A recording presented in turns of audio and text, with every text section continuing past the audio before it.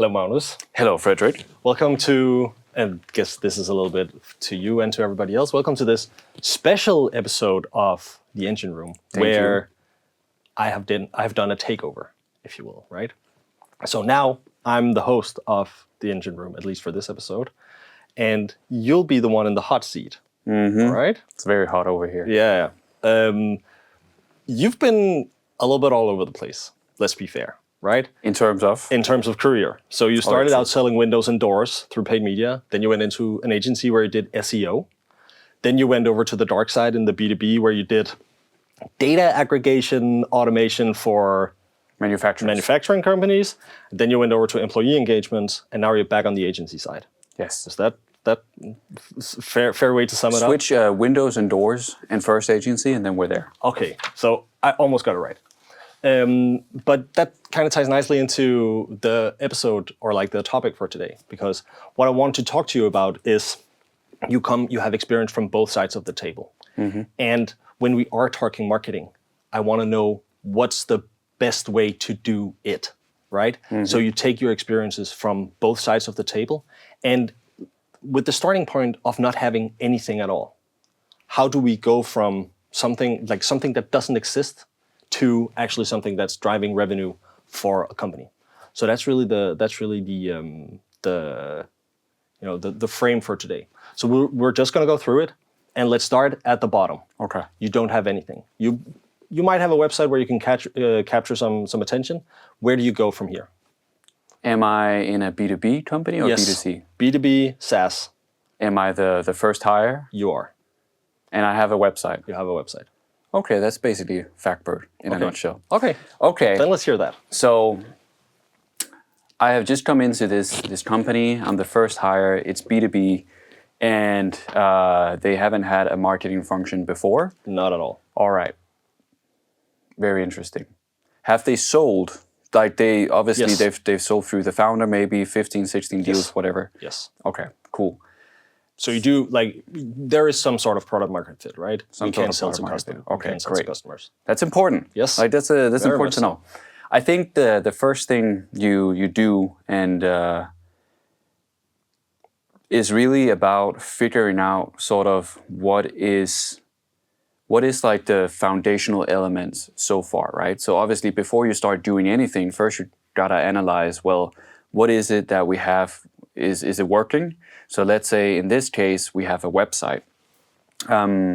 Is that website in any way tailored to how prospects actually engage with us? Mm-hmm. And I think the premier thing you gotta do when you are that first marketing person is really, you only have so much capacity. So it's really strategic bets on what will drive revenue for you. And obviously we can't just drive revenue out of the gate. So first we sort of gotta build an engine. Mm-hmm. And I think what I did, just going back through my experiences, is really talking to sales and talking to the founder in that case. How is it that we're currently going to market, and what is it that prospects are really engaging with? Typically, it would be passion through the founder. Yes. Founder is typically selling very differently versus the salespeople. So if there are salespeople, then it's also important to figure out how are they selling versus how is the founder selling. Let's for this case assume that everything has been CEO network, founder network, right? Okay. So it's network selling. So you are at a very early stage here. Very early stage. Okay. I think so it's actually interesting because nowadays I would approach it very differently than what I did back then. Yes. So back when I first started doing that, it was my first B2B gig, right? Now only knowing how to sell to B2C, obviously for me, I was like, well, paid channels, obviously, right? And when you think B2C, you think there's a lot about cost, as in discounts that you can give. It's a lot about grabbing attention in a very crowded market, especially when you're selling windows and doors. And none of that was very much relevant in a B2B space, right? Because it was a very technical product. So I fucked up left and right, excuse my French. But I basically ended up doing so many things wrong that eventually I figured out, okay, where is it we need to go? So if we go back and say, let's first start with what was it I did wrong? I didn't focus enough on the founder. Mm-hmm. So they were primarily selling through the founder, and it was really the founder who had the network, right? And the founder was still brought in to a lot of deals, but obviously he wanted to sort of be taken out of the equation. Sure. So I respected that. I think what that led us down to was that we tried a lot of different ads. I made them in Canva. They weren't really that professional looking. And we hadn't quite figured out the ICP. We hadn't quite figured out the value propositions, selling into what verticals to drive faster deal cycles. We didn't know any of that throughout the first year. No clue, right? So that would definitely be where to start. Like figure out who are we selling to? Where is it going the fastest? What kind of people, roles, functions will work the best here? Bring the founder in and basically scale it through founder-led marketing. Yeah. So let's say with the case that we kind of outlined here, it's founder network. I think maybe early signs of product market fit, right? You did sell these 10, 15, 20 deals. How do you go about figuring out what industries and all that stuff to really target? Because you don't have a lot of data to go off of. Yeah. If you start to do some sort of revenue analysis or anything like that, you might figure out that like this vertical is big, but it's only 3 deals sold in here, right? Yeah. So how do you go about that? Yeah. No, that's also interesting. And I think, again, it's very much the case in a lot of these situations where you are brought in as a marketing person. I think, again, it really goes down to strategic bets, comes down to strategic bets. So obviously you have the founder that you can leverage for knowledge, right? Founder will have a large network and will most likely have deals in the pipe that have some sort of communication that you can leverage. Not only that, whatever deals that you have won, gotta do custom interviews, right? I didn't do it back then. And then you say, wow, you gotta wear so many hats. I'm not a product marketing person. Well, you are a bit of everything, being that first marketing hire.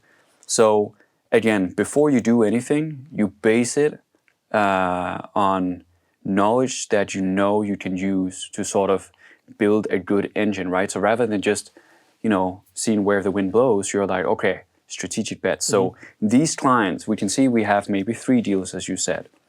3 deals is definitely better than 0. So we interview these clients. What is the use case? How did you find us first? How is it you actually use the product versus maybe how was it sold?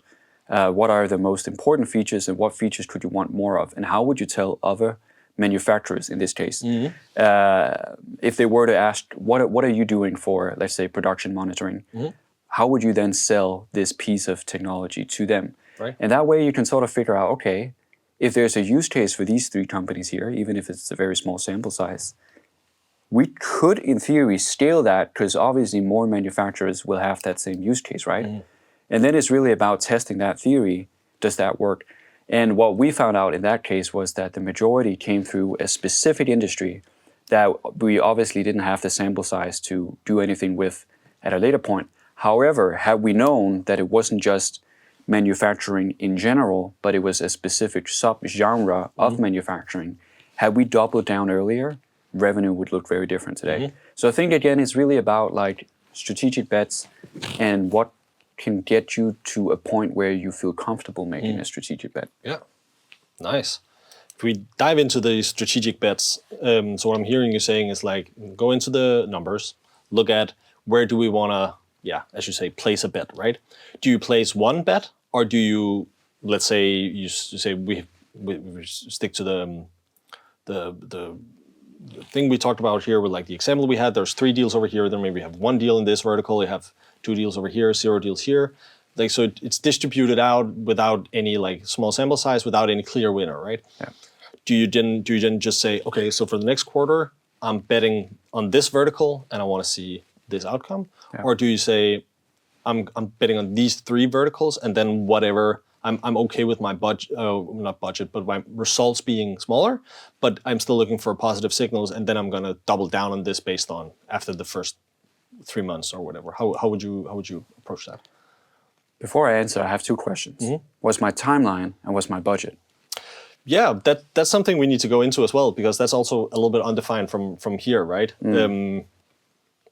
Would you need budget?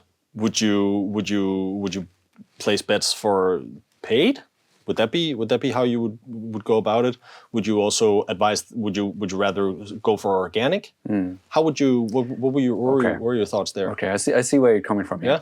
So I think again, right, it's really difficult to ask for money when you have not been able to show any sort of progress or leading indicators as to engagement, right?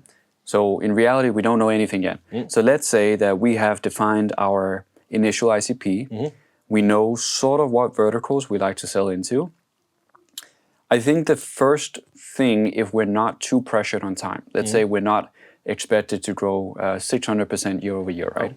So we have time to sort of figure things out. The step is to really use your founder. You gotta use the person in the company who has the most subject matter expertise. It's really about making a positive impact and getting people from the company on the map for potential prospects, right? So I think what I do is I would interview each subject matter expert. So let's say you have your founder, maybe you have a CTO, anyone who's technically minded, right? Whose primary job isn't necessarily to sell. I wouldn't do salespeople. So I would do the technical minded people. I would interview them. I would turn those interviews into snippets or posts for social media. In this case, it would be LinkedIn. I would leverage their organic networks first. And let's say that I do this for a month, right? So let's say I'm able to get 20 posts up in a month.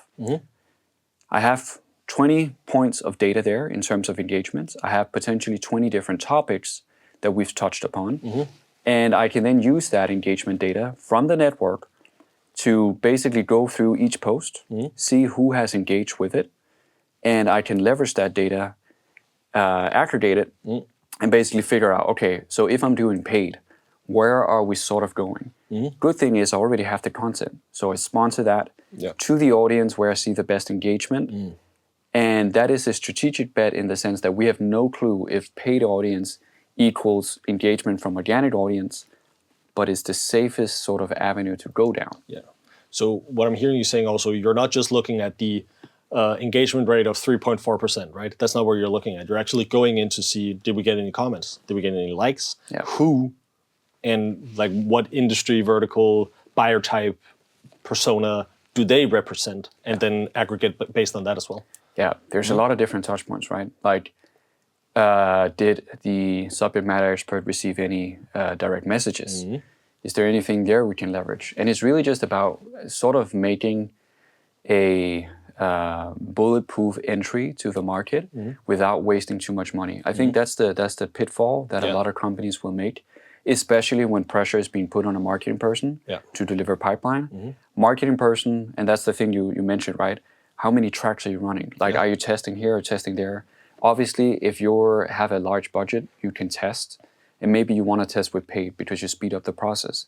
If you need to ask for budget, you can't really afford to splurge it on stuff that doesn't drive results. So you gotta, again, like here, you gotta be the turtle when it's the turtle versus the rabbit, right? Gotta take it slow, and then when you know where to double down, you double down. Yeah. All right, I think that was a great answer. And then you also asked me about the timeline. So you say you want to do it for a month. What do we expect to see within the first month here? Good question, right? What is the return on investment? Not necessarily, right? Because I think so much of early stage marketing, as it is we're talking about right now, it's so much about expectation management and stakeholder management and all that stuff. Because you're not just gonna, like, if you're the first marketing hire and you go and say, well, we've got to post these 20 times in this first month, and then we have whatever 4 million in the pipe. Then you're obviously overselling, likely, right? I mean, if you do that, keep going, right? But I'm also more interested because there's likely, I know there is a lot of companies in this spot where they're like, I might not have a lot to spend on paid. I want to make sure that I use it the best. What indicators, or like, we did cover the indicators, but what timeline am I also looking at? Is it enough to just go for the 20 posts for a month, and then I'm doing paid? Can I stop doing the organic stuff? Like, what timeline are you giving to say, like, and what is the, maybe also, so what timeline do we see? But also, what is the, when I see this, if you have that, when I see this, then I'm happy to kind of start measuring something else. Yeah. It's always the question you get as a marketing person. Like, Yes. when can we expect things? And When I think can we expect the leads? when can we expect the leads, right?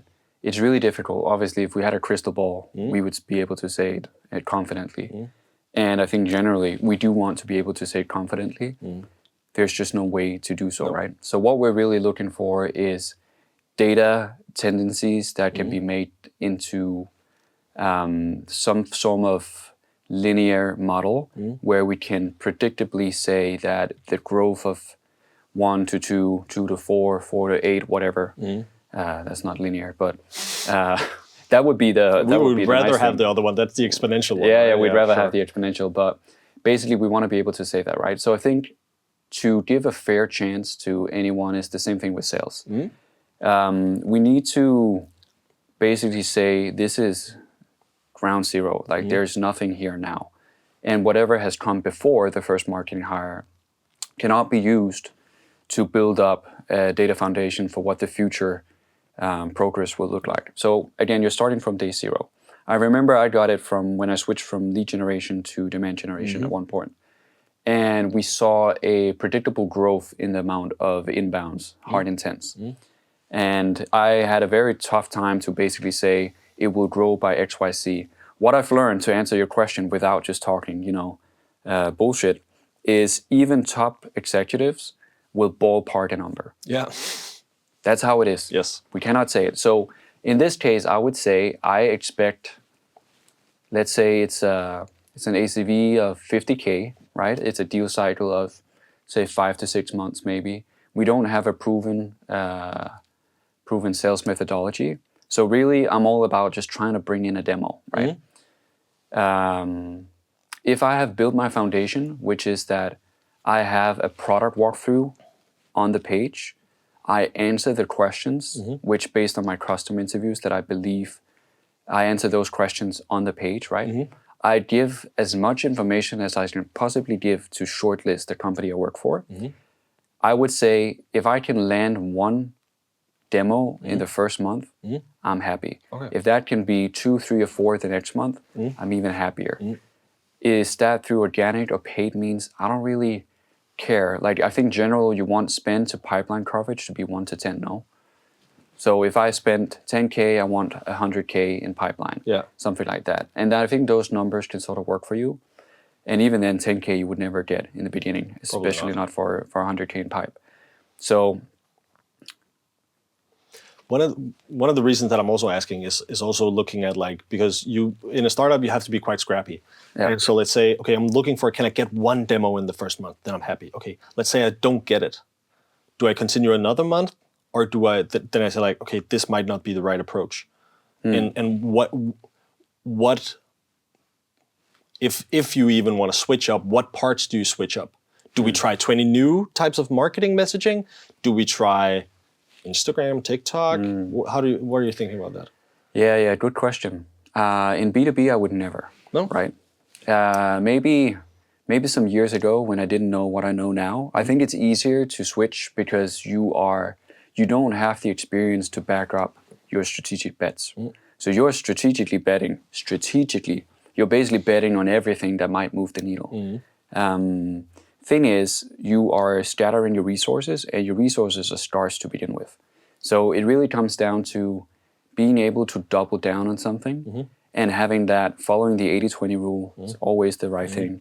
So in this case, right, you know the founder works. And you know that the modern buying journey, people do not want to talk to sales, no matter what we buy. We want to do the research ourselves. So you know that, like, you're covered here, right? You're doing your product demos, you're doing it through the founder, you have a pretty good inkling of who you are advertising to or just posting to. And even if a demo doesn't come in immediately, I mean, obviously it's not going to come in immediately. Obviously there's going to be a little bit of a time lag. Yep. So I think in B2B, knowing sales cycles are as long as they are, we can't just turn up budget or turn up something else and expect. So really what you're looking for is, you're looking for patience, and you're looking for at least 3 months of doing something. That's also why, going back to your foundation and strategically betting, you cannot defend 3 months of trialing something if it doesn't have strong legs to stand on. And again, if you are trialing something and it doesn't work, question is if you did your due diligence well enough. So it always goes back to the foundation. Always. Right. Okay. So let's say you. This is the final thing on this, but let's say you placed your strategic bet with the vertical where you saw 3 deals closed. You do it for 3 months. You don't see anything coming in here through this vertical, right? But organically, you're starting to see something else come in. How quickly do you shift over your like how much data pulling you in another direction? Let's say, because obviously the founder is going to keep selling, right? And at the point where we are talking about right now, it doesn't really matter. There's just bills to pay, and we're looking for that spot in the market for us. So we're just trying to come in with, like, take anything in and figuring out what is actually our best customers, right? Yeah. How much pull do you need to see from another vertical before you start to place your bets over here? Good question. If there is like a clear-cut answer, like a binary answer to that, there might not be. I mean, I don't think there ever is a binary answer. Obviously, any marketing person in there is eager to defend, and I'm specifically using the word defend, their full-time position, right? Because you are able to be scrutinized for everything as a marketing person in that gig. Now, even though I made that, I used that thing about the rabbit and the turtle, I think even the turtle can be pretty snappy when it comes to where is the revenue, right?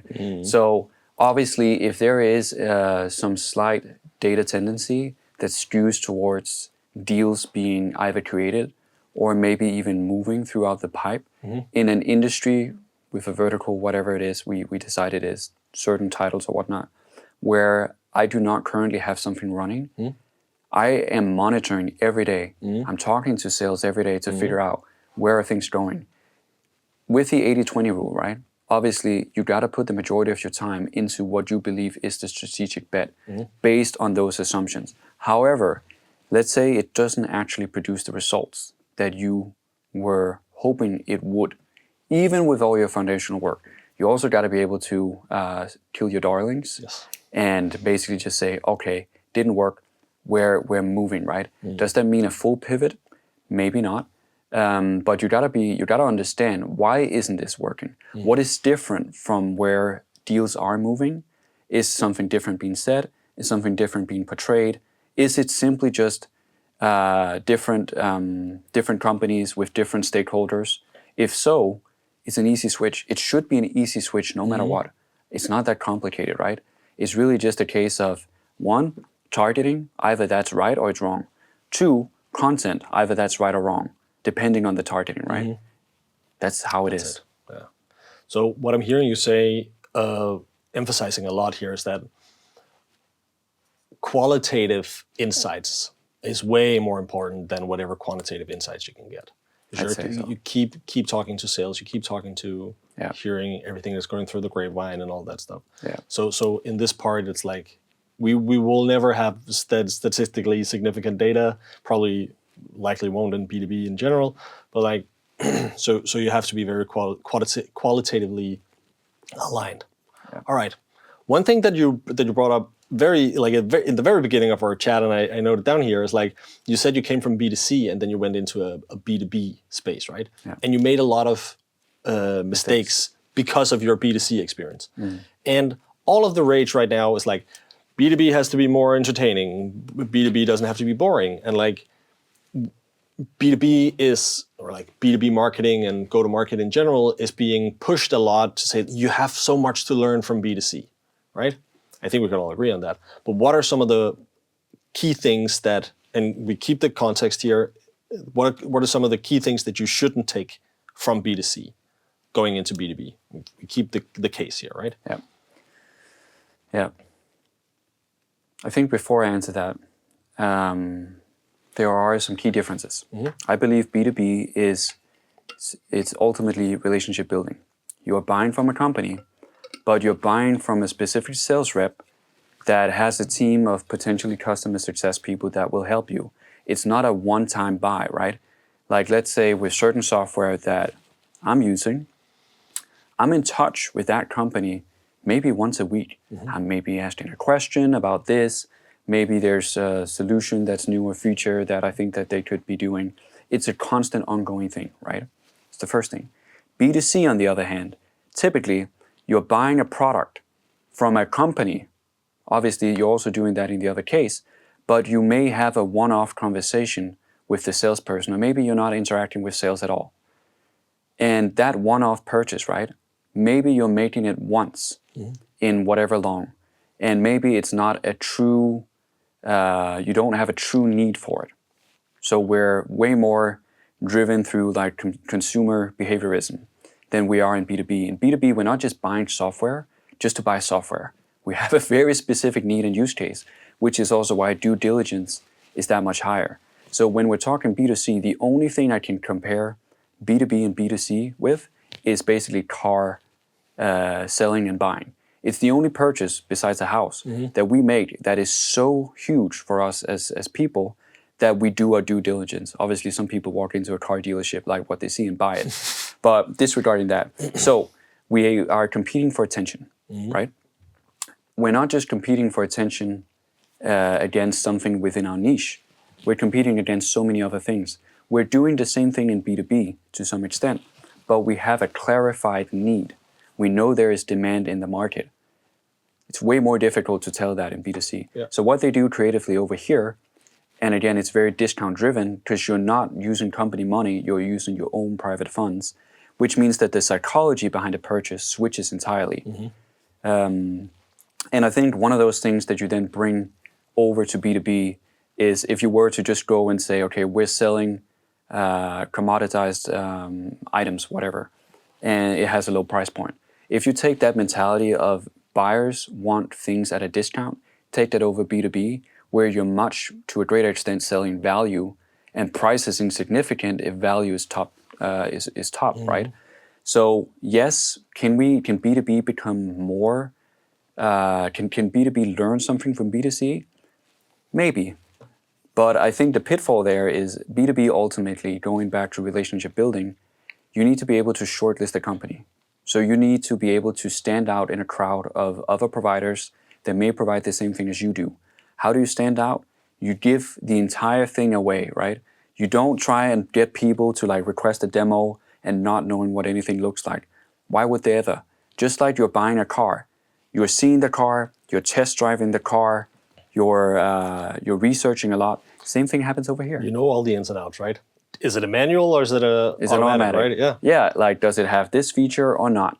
Same thing with the product, right? If I were to talk to sales to try the car and sales will walk me through that car purchase, I know that's how it is somewhere. Like, oh my goodness, no way. I'm doing my research beforehand, and it's truly the same thing with software, right?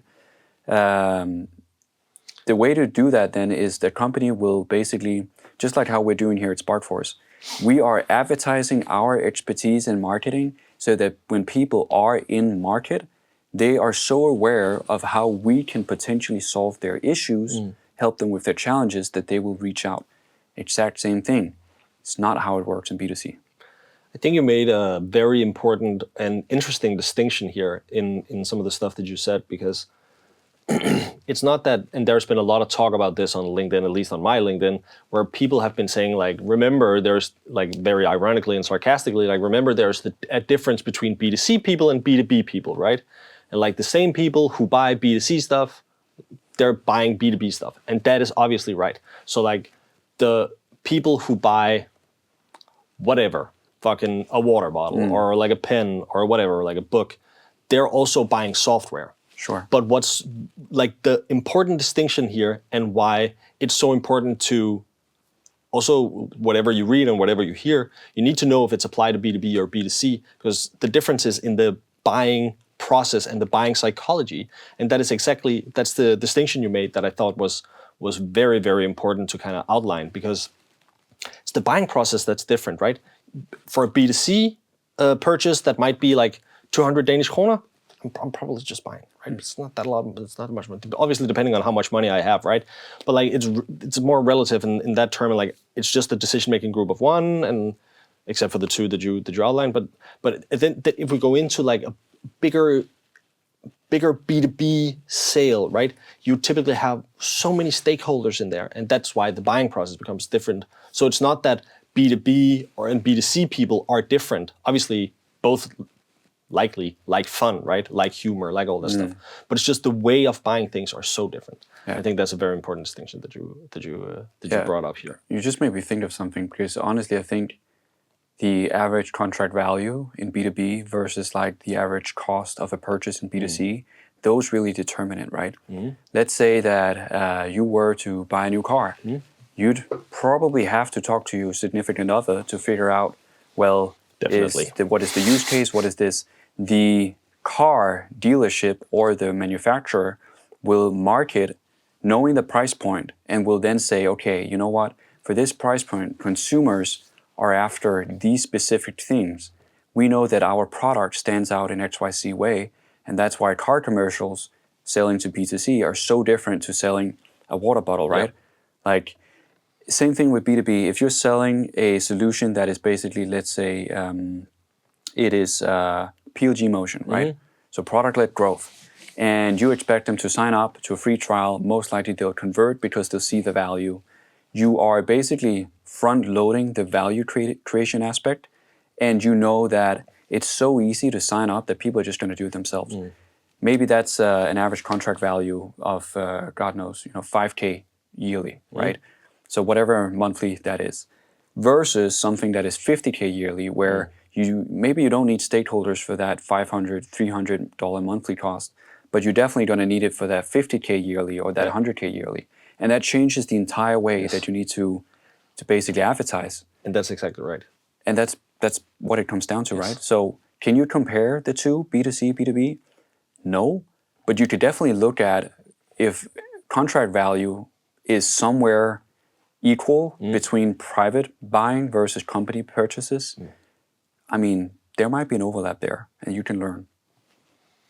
I think that's a very important distinction to make, and a good thing to keep in mind also when you're picking out your own motion, right? Do we have the PLG? Do we have the $7 a month thing, right? It's just then it's likely just to buy a group of one. But if you scale up, then it becomes vastly different. Yeah. All right. So let's say you succeed with all these things, right? Yes. Let's say you manage to get your inbound. You manage to get, like, you see these things. You see this vertical that you placed your bet on. How do you kind of grow from there?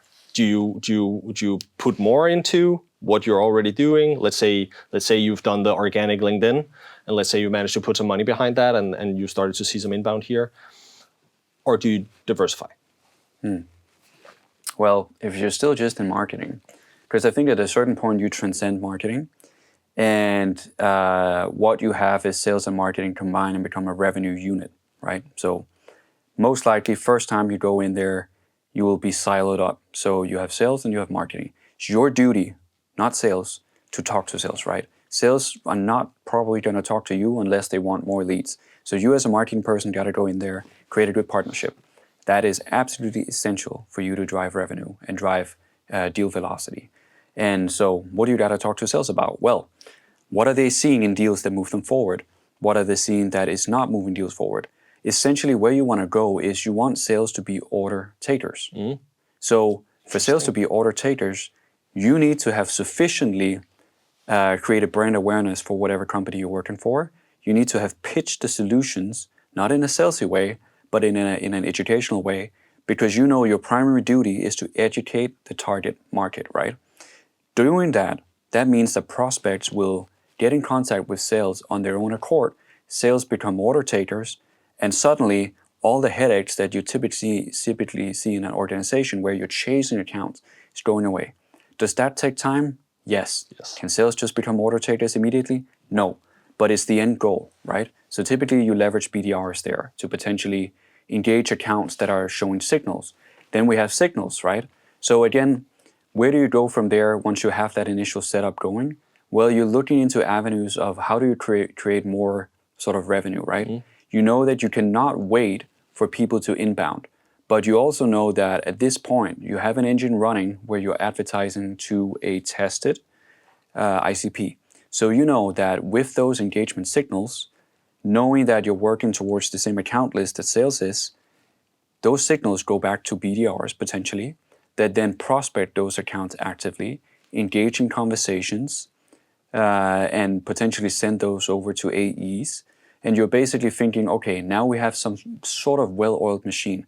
We advertise, we get signals, they go to sales. Sales, they prospect based on the signals. They then go over to AEs that are order takers at this point. And you have a motion going, right? At that point, you're like, okay, where do we go from here? Then you begin to scale.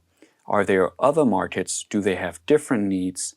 Do we suddenly have a leaky funnel for some reason? How do we fix that?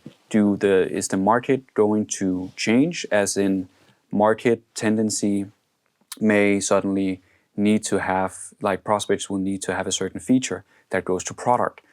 All of these things drive each other to then become better. But I truly believe if you do not have that signal-based revenue team in place, then you're going to lose, simply due to the fact that you're working so inefficiently, trying to chase accounts that are not necessarily going to be willing, like maybe they're not even in market. So again, you're educating the out-of-market accounts. The in-market accounts will be researching you back. Sales engage those accounts, ship them over to AEs or whatever, and that's the loop. The feedback you get from sales, you put back into marketing to then educate your audience better, to collect more signals to send to sales, and then you go. Nice. Okay, final 2 questions here, but it's 2 big ones. You're starting to have a marketing motion. You're moving into, in quotation mark, reduce sales to order takers. How do you build out your marketing team? What's the, and you being you, right? You have the you have the skills you have. What roles do you plug into your marketing team to continue to with this demand creation motion that you're running? Yeah. So in order to have an efficient go-to-market, and we're really just after revenue. So whatever it takes to get there. So my profile is basically, typically when I'm in-house, I substitute an agency, right? Because I know how to do the paid stuff. I'm basically T-shaped and a generalist in the shape that I know how to do most things pretty well. And then obviously specialists will have to come in at one point and do things much better, right? But T-shaped and generalist is a pretty good avenue to sort of start thinking, okay, where do we need things? First things first though, once it becomes technical, we need a HubSpot person to come in pretty quickly to set those things up in terms of what software do we need for picking up signals, how do we leverage that to sales efficiently, how does sales provide feedback to marketing efficiently, how do we automate these processes, when an inbound does come in, how quickly do we pick up that inbound, right? And how do we leverage basically the knowledge that we gather in the sales processes moving forward, right? So nothing is ever static. It's continuously improving based on the feedback loop. We need an operations person to basically set that up, and to make sure that sales can, maybe using the MEDDIC or the MEDPIC framework, have all of those data entries that we can then use for even demo requests, feed it back into marketing. That's the first hire. Next hire, and granted, at this point I'm doing founder-led marketing, right? So maybe I'm using Riverside. I don't need any technical skills to do that. I interview my founder, I edit it in Riverside, I publish it through LinkedIn ads, right? Now, at some point, I'm gonna need a content person that actually knows how to do good content, right? Besides just this stuff. And content, is that video primarily, or? Could be video, it could be more clever edits. Could be a writer, but I don't really believe in feeding the blog post and whatnot. Like again, we need to be like, again, because if we try and do stuff on the website, how many are really visiting our website? True. So at the end of the day, I'd rather do push marketing. I'd like to push things out there. If people, they like it, they will come to us, not the other way around. So I'm really looking for ways to push more content out there that will resonate, right? So that content person could be a writer, writing good articles, could be ghostwriting for the subject matter expert at the company. Maybe it's somebody doing mostly video, filming, that type of stuff. That's sort of where we are. Okay. Next hire after that is a revenue operations specialist. Okay. Because we need reporting in place, right? We're picking up the signals. This is maybe like month 3 to 9, somewhere along those lines.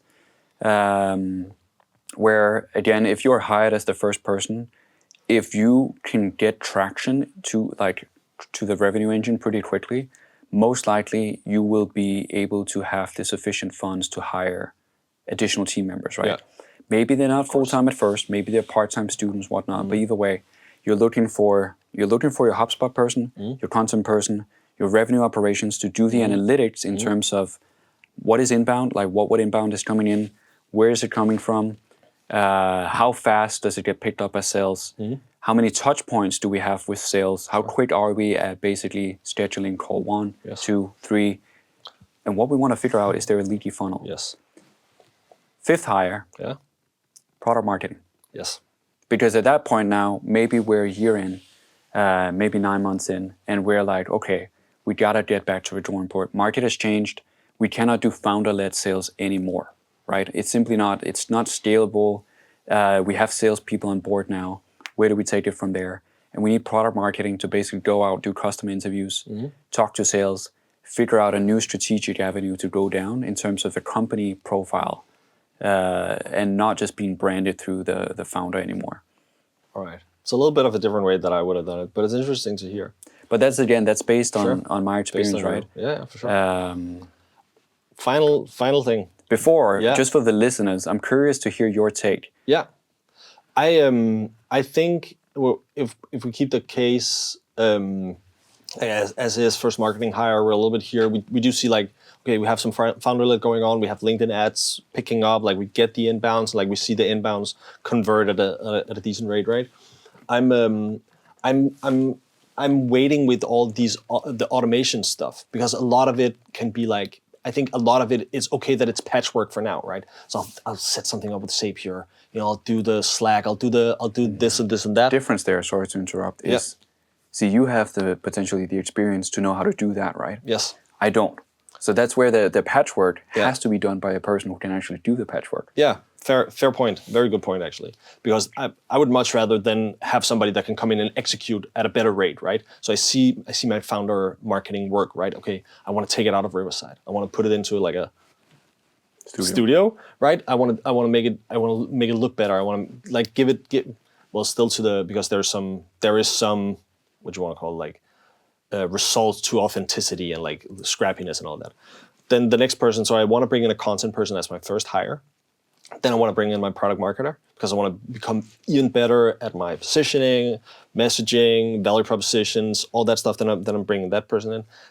Then I'm probably bringing in the ops person, the marketing ops person. And I would expect that this marketing ops person might be able to do some reporting. After that, I'm unsure if I'll even have a full-time RevOps person on my team, or if I'm outsourcing that. So I think that's really where I'm at. And then let's say we keep growing, then I'm looking at a channel specialist, right? Somebody that comes in and are really good at like something like LinkedIn, potentially also some Google Ads or something like that. So I'm much more on like, I need somebody to come in and lift up whatever execution that I have that's already working, and then I want to bring that up a notch to milk that more, because I think if we can improve the look and feel of the video, 2, what's being said in the videos by the product marketer, right? That's what he or she will do. Then I think it's going to improve my results more than adding more budget. So that's really the lens that I'm looking at. True. Yeah, I think for me it's like the founder led and basically the product marketing of it is much more, let's say, research driven through a curious mind than requiring hard technical skills. Yeah. And I think most people are capable of doing that to some extent if they have knowledge. If not, really able to comfort, definitely no. And are able to do that themselves, right? And I totally get it.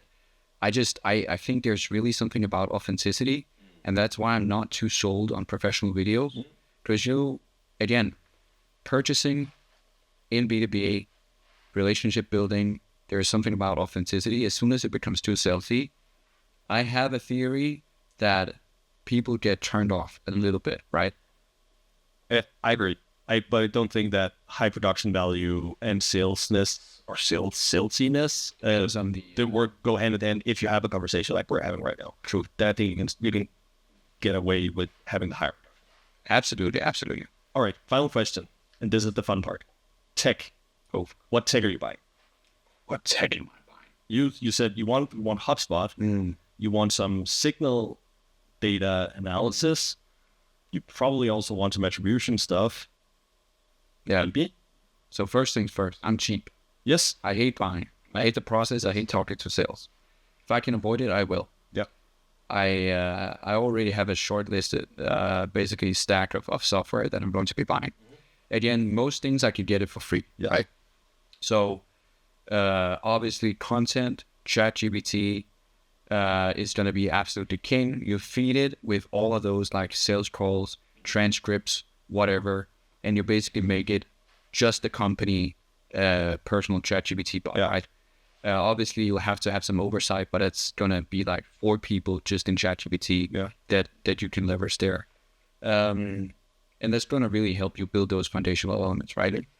When we're talking like pure tech and whatnot, once you have something going and you can no longer rely on, let's say, in-platform analytics, so here I'm thinking LinkedIn, demographics reports and whatnot, I'm really looking at getting dream data as fast as possible. Yep. Or it could be any other tool like that. 1, it shows me website analytics. 2, it shows me channel performance. 3, it shows me intent and basically buying journeys and what touch points matter. 4, it's attribution. And it basically allows me to skip a data warehouse and trying to build reports in like custom build reports, right? With SQL and whatnot. So I'm basically just going in early with that stuff because I want to have the data there. Yeah. You don't need to buy it. Could be a free trial. Either way, I'm setting that up. HubSpot, obviously, I'm getting that before Dream Data, of course. Making sure that that sales and marketing are working jointly in there, and that we have the right patchwork automations to just make sure that we're efficient at capturing what we need. I think, again, here it's really important to capture certain things, and MedPick, if you are doing that sales methodology, could be a great fit.